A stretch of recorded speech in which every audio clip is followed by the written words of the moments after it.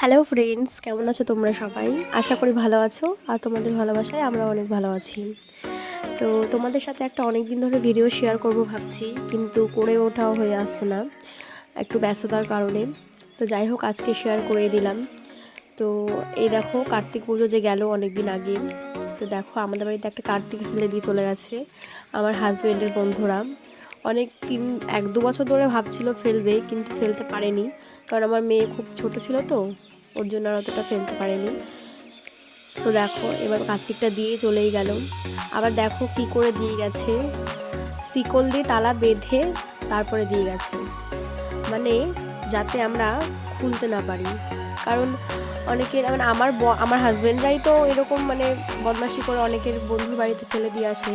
এবার শিকলটা দিয়ে বেঁধে গেছে কারণ যে এই কার্তিকটা যদি অন্য বাড়িতে না ফেলতে পারে, ওর জন্য।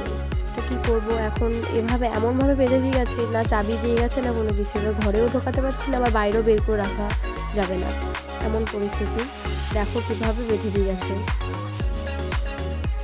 তো যাই হোক, দেখো অনেক কষ্ট করে এটাকে ঘরে ঢোকানো হলো, তাও বেঁধে বেঁধে যাচ্ছিল, কিছু করার নেই। তো যাই হোক, কষ্ট মষ্ট করে এটাকে ঘরে ঢুকিয়ে,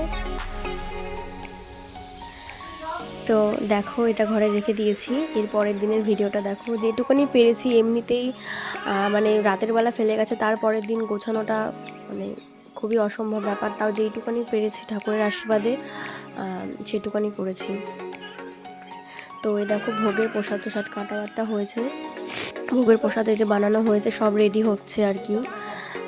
তো এই দেখো সব, আর ঠাকুরমশাই তো এসেছিলো সেই রাত 8টার নাম করে 11টার সময় ঠাকুরমশাই এসছে, কী আর করবো, কিছু করার নেই। তো যেইটুকুনি পেরেছি ঠাকুরকে দিয়েছি। তো এইটুকুনি তোমাদের সাথে ভিডিও। Bye bye.